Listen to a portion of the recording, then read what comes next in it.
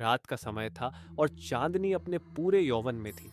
एक छोटे से गांव में एक पुरानी हवेली खड़ी थी, जिसे लोग भूतिया हवेली के नाम से जानते थे।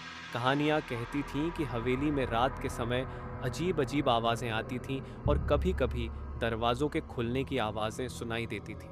लोग कहते थे कि हवेली में एक बुरी आत्मा वास करती थी, जिसने कई साल पहले एक भयानक मौत मारी थी। रितेश और उसकी दोस्त सविता ने हवेली में रात बिताने का फैसला किया। दोनों के मन में हवेली के रहस्यों को जानने की तीव्र जिज्ञासा थी। हवेली के दरवाजे पर एक चौंकाने वाली चुप्पी पसरी हुई थी।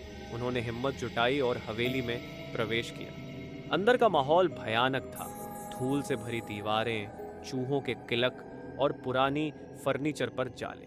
रात का सन्नाटा टूट गया जब उन्होंने हवेली के भीतर से एक हल्की सी सरसराहट सुनी। रितेश ने कहा, सविता, तुमने सुना? सविता ने डरते हुए सिर हिलाया और दोनों ने आवाज की ओर बढ़ना शुरू किया। जैसे जैसे वे आगे बढ़ते गए, सरसराहट की आवाज और भी तीव्र हो गई। अचानक एक तेज ठंडी हवा ने हवेली को झकझोर दिया। रितेश और सविता ने देखा कि एक पुराना लकड़ी का दरवाजा धीरे धीरे खुल रहा था। दरवाजा पूरी तरह से खुला और उसके भीतर अंधेरे में से एक धुंधली आकृति उभर रही थी। आकृति का चेहरा अस्पष्ट था, लेकिन उसकी आंखें चमकदार और गहरी थीं। सविता चीख उठी, ये क्या है? रितेश ने हिम्मत जुटाई और कहा, हम यहां से निकलते हैं। लेकिन जैसे ही वे मुड़ने लगे, दरवाजे के पीछे से एक भयानक चीख आई। रितेश और सविता की आंखें डर के मारे फैल गईं। वे दरवाजे की ओर दौड़े, लेकिन दरवाजा अचानक बंद हो गया। उनकी सांसें उखड़ गईं और ठंडक उनके शरीर में समा गई। एक भयानक ठंडी हवा उनके चारों ओर घूम रही थी। अचानक एक काले रंग की धुंध ने कमरे को ढक लिया और आकृति उनके सामने आ गई। उसकी आंखें रक्त से लाल और उसकी शक्ल डरावनी थी। तुम लोग मेरे शांति को क्यों डिस्टर्ब कर रहे हो? आकृति ने गहरी आवाज में कहा। रितेश और सविता ने घबराहट में आंखें बंद कर ली, लेकिन उनकी धड़कनें इतनी तेज थीं कि उन्हें अपनी मृत्यु का एहसास हो रहा था। आकृति ने एक अजीब सी गूंज वाली आवाज में कहा, अब तुम्हें मेरे साथ रहना होगा। और इसके साथ ही हवेली का सन्नाटा और भी गहरा हो गया। रितेश और सविता की आत्माएं हवेली में कैद हो गईं और वे खुद भी हवेली की एक और दास्तान बन गए। अगली सुबह गांव वालों ने हवेली के बाहर एक नई कहानी सुनी, रितेश और सविता के बारे में, जिनकी आत्माएं हवेली में कैद हो गई थी। हवेली अब और भी भयानक लगती थी और वहां से गुजरते हुए लोग अक्सर कहते थे कि उन्होंने अंदर से डरावनी चीखें सुनी हैं। हवेली की यह कहानी अब भी डरावनी रातों में सुनाई जाती है और लोग हमेशा के लिए हवेली के रहस्यों से दूर रहना चाहते हैं।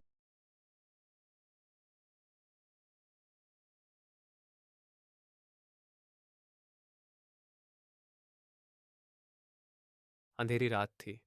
गांव में एक ही घर था जो हमेशा से लोगों की नजर में था। गांव वालों का कहना था कि उस घर में कोई न कोई भयानक सच्चाई छुपी हुई है।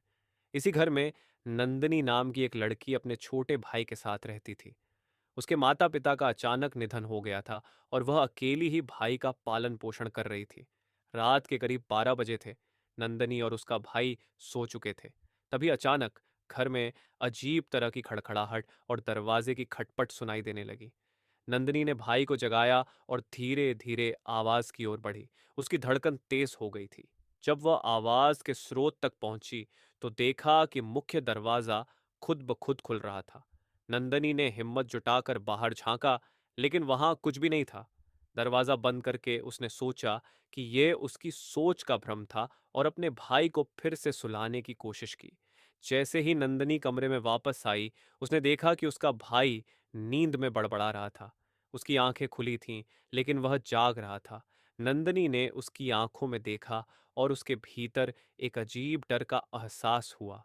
भाई की आंखों में एक अज्ञात डर था। आत्मा की ओर से भयानक आवाजें सुनाई देने लगीं।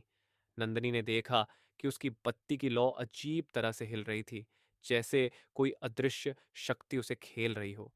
अचानक कमरे की दीवार पर एक पुराना चित्र प्रकट हुआ, जिसमें एक महिला की तस्वीर थी जो उसकी बिल्कुल समान लग रही थी। नंदनी ने चित्र के पास जाकर देखा कि चित्र की आंखें घूर रही थीं। चित्र की आंखों से उसकी ओर एक संदेश था जो केवल नंदनी ही पढ़ सकती थी। संदेश में लिखा था, सच्चाई को जानने के लिए तैयार हो जाओ। नंदनी का दिल धड़क रहा था। उसने फैसला किया कि वह इस रहस्य को सुलझाएगी। चित्र के पीछे एक गुप्त ताले को देखा। उसने ताले को खोला और एक पुराना डायरी निकाली। डायरी में लिखा था, मैं इस घर की पूर्व मालकिन हूँ। मुझे यहाँ एक भयानक हत्या का शिकार बनाया गया। मेरी आत्मा शांति की तलाश में है। नंदिनी ने डायरी पढ़ते हुए महसूस किया कि उसकी पहचान उसी महिला से जुड़ी हुई थी। उसके माता पिता की मौत और इस घर की कहानी एक ही रहस्य को दर्शा रही थी। अचानक कमरे में एक तेज हवा चलने लगी और नंदिनी ने महसूस किया कि उसके सामने कोई अदृश्य शक्ति प्रकट हो रही है। उस रात नंदिनी ने गांव वालों से मिलकर इस घर की सच्चाई को उजागर किया और पाया कि उसके माता पिता की मौत भी इसी महिला के काले रहस्य से जुड़ी थी। उस रात के बाद से गांव में कोई भी उस घर के पास नहीं गया। नंदिनी ने अपने भाई के साथ नए सिरे से जीवन शुरू किया, लेकिन कभी भी उस भयावह रात को नहीं भुला पाई। घर अब भी वही है, एक खामोश गवाह उस रात की सच्चाई का। और हर रात जब अंधेरा गहराता है, गांव वाले अब भी उस घर के बारे में बात करते हैं और नंदनी की कहानी सुनते हैं।